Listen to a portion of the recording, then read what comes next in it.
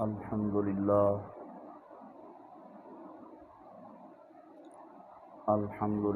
رب العالمین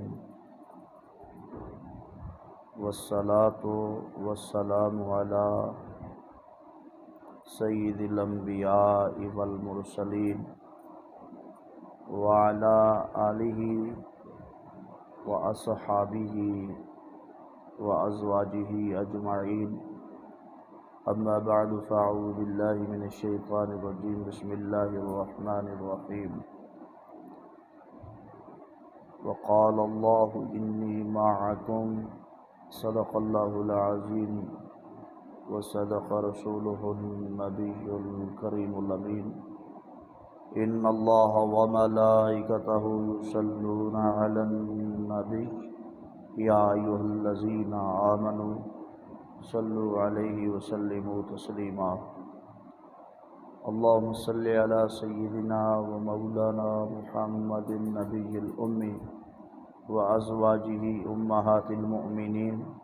وذریتہ وعطرتہ کما صلیت علی ابراہیم وعلی آل ابراہیم انک حمید مجید۔ الصلاۃ والسلام علیک یا رسول اللہ، الصلاۃ والسلام علیک یا سیدی یا حبیب اللہ، وعلی آلک وصحابک یا سیدی یا نور اللہ۔ مولاي صل وسلم دائما ابدا علی حبیبک خیر الخلق کلہم۔ اللہ جل جلالہ وعم نوالہ وعظم شانہ وتم برہانہ کی حمد و ثنا حضور نبی کریم صلی اللہ علیہ وآلہ وسلم کے دربار گوہربار میں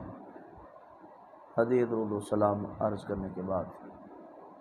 مکرم سامعین، آج کوئی کسی منصب پہ فخر کرتا ہے اور کوئی اس چیز پہ نازاں ہے کہ میرا فلاں رشتہ دار یا میرا بھائی یا میری اولاد میں سے کوئی ایک فلاں منصب پر فیض ہے، لہٰذا فلاں سیاسی شخصیت کا مجھے ساتھ حاصل ہے، جس کی وجہ سے مجھے اس دنیا میں کسی قسم کا کوئی ڈر، خوف اور پریشانی نہیں ہے۔ لیکن یہ عارضی چیزیں ہیں، ساتھ وہی اچھا ہے جو دنیا کے اندر بھی کام آئے اور آخرت کے اندر بھی کام آئے۔ اللہ جل مجدہ نے قرآن مجید فرقان حمید میں ارشاد فرمایا، وقال اللہ انی معکم، اور اللہ تعالیٰ نے ارشاد فرمایا میں تمہارے ساتھ ہوں۔ اللہ تعالیٰ کن لوگوں کے ساتھ ہے؟ کیا جو نماز، روزہ، حج، زکوٰۃ سے دور رہیں، حلال اور حرام کے درمیان امتیاز اور فرق نہ کریں، جھوٹ، کذب بیانی، غلہ، غیبت اور چغلی، تمام تر اخلاق رذیلہ میں مصروف عمل رہے، کہ اللہ تعالیٰ ان کے ساتھ ہے؟ تو اللہ جل مجدہ ارشاد فرماتے ہیں نہیں، میں ایسے لوگوں کے ساتھ نہیں ہوں۔ میرا ساتھ کن لوگوں کے ساتھ ہے؟ اللہ جل شانہ نے خود وضاحت فرما دی۔ اللہ تعالیٰ نے ارشاد فرمایا لئن اقمتم الصلاۃ وآتیتم الزکاۃ وآمنتم برسلی وعزرتموہم، اللہ تعالیٰ نے ارشاد فرمایا اگر تم نے نماز قائم کی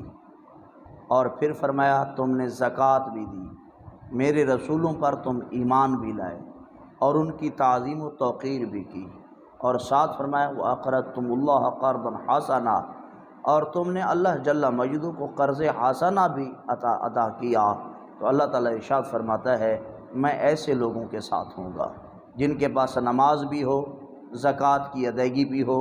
ایمان بالرسول بھی ہو، اور رسولوں کی تعظیم و تکریم کا جذبہ بھی ان کے دلوں کے اندر بیدار ہو، اور ساتھ وہ اللہ جل مجدہ کو قرض حسنہ، یعنی جو یتیم، مسکین اور مستحقین ہیں ان تک اللہ کے عطا کردہ رزق میں سے وہ حصہ پہنچاتے رہیں، تو اللہ تعالیٰ ارشاد فرماتا ہے میں مذکورہ بالا صفات کے حاملین لوگوں کے ساتھ ہوں۔ پھر اے مالک و مولا، کیا تو بس ہمارے ساتھ ہے یا اور بھی ہمیں کچھ ملے گا؟ تو رب العزت نے ارشاد فرمایا کہ تم نمازیں پڑھتے رہو، زکوٰۃ دیتے رہو میرے رسولوں کی اور بالخصوص نبی آخر الزمان تاجدار ختم نبوت حضرت محمد مصطفیٰ صلی اللہ علیہ وآلہ وسلم کی تعظیم و توقیر کرتے رہو، اور اللہ تبارک و تعالیٰ کی راہ میں تم اللہ کے عطا کردہ رزق میں سے خرچ بھی کرتے رہو تو میں تمہیں اور بھی انعام عطا فرماؤں گا۔ لَأُكَفِّرَنَّ عَنْكُمْ سَيِّئَاتِكُمْ، میں تمہارے گناہ بھی مٹا دوں گا، وَلَأُدْخِلَنَّكُمْ جَنَّاتٍ تَجْرِي مِن تَحْتِهَا الْأَنْهَارُ، اور تمہیں ایسی جنت بھی عطا فرماؤں گا جس کے نیچے نہریں جاری ہوں گی۔ آج ہر بندہ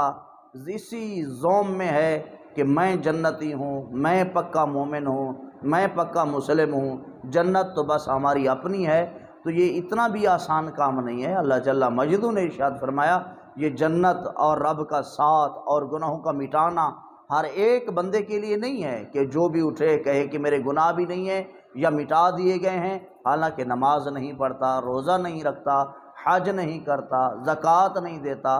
حلال اور حرام کے درمیان فرق بھی نہیں کرتا، پھر بھی کہ میرے گناہ بھی مٹا دیے گئے، اللہ کا ساتھ بھی مجھے مل گیا، جنت بھی مل گئی، ایسا ہرگز نہیں۔ رب کا ساتھ اور گناہوں کا مٹانا اور جنت جیسی نعمت عظمیٰ ان لوگوں کو ملے گی جو اللہ تبارک و تعالیٰ کے نازل کردہ احکامات پر بھی کاربند رہتے ہیں۔